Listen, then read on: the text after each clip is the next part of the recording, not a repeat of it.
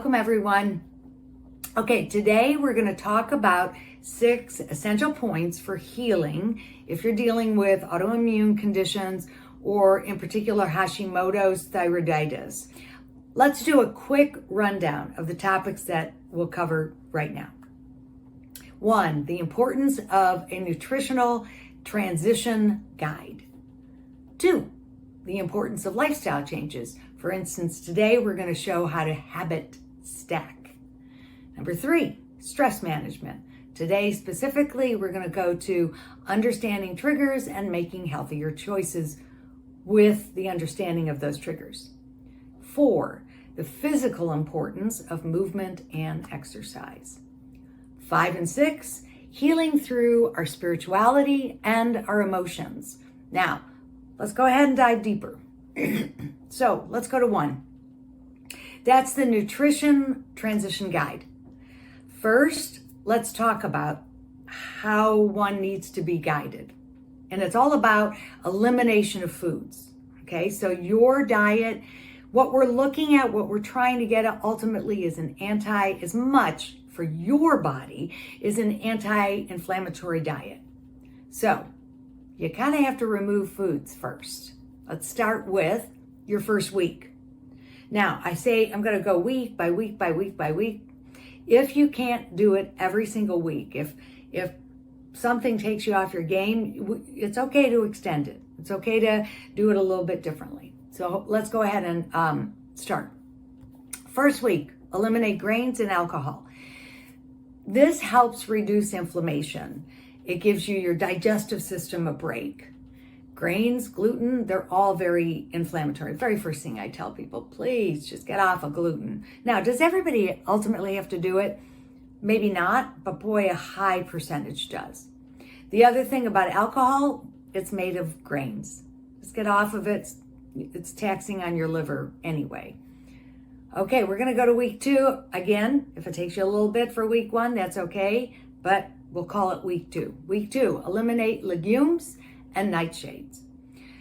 These can sometimes cause digestive issues and inflammation in some people. So as a general rule, I'm just going to tell everybody, let's get off of it.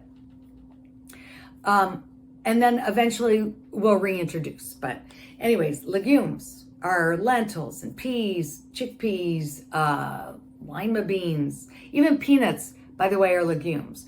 So peanuts are just generally not good for us anyways. They're high in aflatoxins. They can cause some major allergic reactions. Get rid of your peanuts. If you want to bring them back and you're okay with it, but we'll talk about that at another time. Anyway, and then nightshades, tomatoes, peppers, potatoes. I personally am fine with potatoes, but I'm not so good with tomatoes. So just in this week, get rid of them. Okay. Third week, eliminate dairy, and I'm going to say coffee. Now, I'm a coffee drinker. I drink mold-free coffees and organic coffees. The reason why I mentioned coffee, dairy is inflammatory, cross-reactivity with thyroid antibodies. Excuse me, I would just say, no. But this is the week to eliminate them. Doesn't mean you have to do it the rest of your life, but eliminate them on your week 3. The reason why I say coffee, though, is if you're having trouble with your adrenals, you're getting that major fatigue, coffee's not even helping, I would go ahead, just get rid of coffee for right now, and you might be able to come back later to it, but your adrenals might be hard on your adrenals, so let's get rid of that week. Week 4, eliminate refined processed oils, foods, sugars, additives. They can all contribute to inflammation, and they're hormone disruptors. So they can change a whole hormone balance. Week 5, eliminate nuts, seeds, and certain spices. So some of these can be allergenic. Some of them can actually be very disruptive to the gut itself. So there are certain conditions where seeds and nuts and those type of things can actually get caught in parts of the colon. So I would say that's our this week. Spices, you go, okay, well, what spices? So I'll give you some problematic spices. But the truth is you might, except for salt and pepper, and of course my salts are always Celtic salt, pepper is always organic, but even pepper could be a problem with some people. So try to get rid of them. There's celery seed, garlic, cinnamon, sesame, turmeric, onions, mustard. So it's not to say that these are bad. Garlic is an antibacterial. Cinnamon is helps balance blood sugar, but you could be allergic to them. So on that week, let them get out of your system. I think that's my last week that I'm going to mention. That is, all these could be triggering. Take each step each week and eliminate each one. Now, next, we're going to go to lifestyle changes. Lifestyle changes. We're going to talk specifically about adopting a new healthy habit. So there's a whole bunch of different things that we can say about lifestyle changes. But right now we're going to talk about habit stacking. This approach makes it easier to integrate healthier changes into your daily routine. Now, to use it, take an existing habit, a good habit. So I'm just going to make one up and say, let's say you make a good tea every morning. And you have your little tea station there, and every day it's ingrained. I wake up, I got to make my tea. But one thing you haven't done is you haven't taken supplements. And if you do, you don't commit yourself to it. And then you go, oh man, I forgot my supplements. Well, what you do is you stack on something else that isn't habitual to the one that is. And that's more ingrained. And that would be, okay, put your supplements exactly where your tea station is. And every day you see the two of them together. It's your trigger, it's your guide to say, hey, I think this is the time. Oh yeah, my supplements. Okay. Now, stress management. So again, there's all different kinds of stress management. We'll talk about some of those later. But one of the ones I want to talk about now is understanding the triggers and then making healthier choices. That's stress management. It's a very critical area actually to focus on. So when we make unhealthy choices that go against our health and our wellness goals, it's due to a trigger. Like if we were conscious and we say, hey, I'm going to always go to my wellness goals, a lot of this is kind of subconscious. So we're going to try to sort of consciously remind ourselves of the triggers. These triggers help us navigate, right, certain situations to make these healthier decisions. A new healthy response could be had. First, I would read my why statement. Now, we haven't talked about why statements, but make a why statement. Why are you getting healthy? Why do you not want to be sick? What does your future look like if you're not sick? So that's kind of your why statement. But read it when you want to go for those sweets, right? Or that trigger like, hey, I'm sad. Actually go first to the trigger. I'm sad. I miss my friends.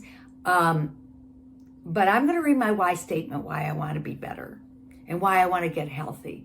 And then on this particular one, you call a friend and you go for a walk. So the importance is identifying and understanding that trigger. That can help you just be healthier in general, right? Give you a healthier response. And in the PDF that you're getting with this, there's going to be like a little chart that you get to write in what your trigger is, what your old unhealthy response was, and what your new healthy response is. Okay, we're going to talk about the importance, that's number 4, of physical movement and exercise. Regular physical activity has profound significance for overall health, especially for managing autoimmune conditions like Hashimoto's. Simple activities. Don't go crazy. The reason why you don't go crazy is that we, as autoimmune, we have this fine line balance of cortisol, which is our stress hormone, and we don't want to up that. And if you do too much activity, it can actually make you even more tired. Okay, so walking, not real far, not real long, but walking, and not real fast. Stretching, Qigong is a great one. It can make a significant difference. It's a form of gentle exercise. It involves slow deliberate movements, right? Controlled breathing, and even meditation. It helps improve energy flow in the body. It reduces stress. It enhances overall well-being. So even gentle activities like these can support your body's healing process and making sure that it doesn't deplete your energy reserves. So, and it can control mood swings as well. So let's not forget that. But the biggest takeaway on this one, though, is making sure it doesn't drive you into a deeper exhaustion. So we want to make sure that we're aware of that. Okay, we're on to our finals, right? The fifth and sixth one, the piece of guidance that sort of underlies everything else, and that's healing through spirituality and our emotions. So let's discuss the importance of spiritual in healing. Connecting with that spiritual side can provide immense support during your healing journey. Immense. Whether it's through prayer or meditation or just mindfulness or any other spiritual practices. Qigong, I actually sort of include that in the physical, but I also include that in the spiritual. I do drumming meditations that are very, very powerful and help sort of release blockages. These will impact your overall health. Now, there's even childhood trauma examples that we might want to sink a little deeper into, the understanding and even how it's connected to your autoimmune conditions. So at this point, I would ask the question on a spiritual level, how did I get this condition? And what triggers throughout my life helped this come to fruition? So you're looking at the physical and the emotional, spiritual, mental, right? The bigger question even is, what can we do to heal those type of aspects of the illness? Spiritual practices can help you manage stress, improve your mental health, and foster a deeper and mind-body connection. It's so important. This holistic approach to healing addresses not only the physical aspects, but also the emotional and the spiritual dimensions of health. So to wrap up, we've covered 6 key points for healing these autoimmune conditions.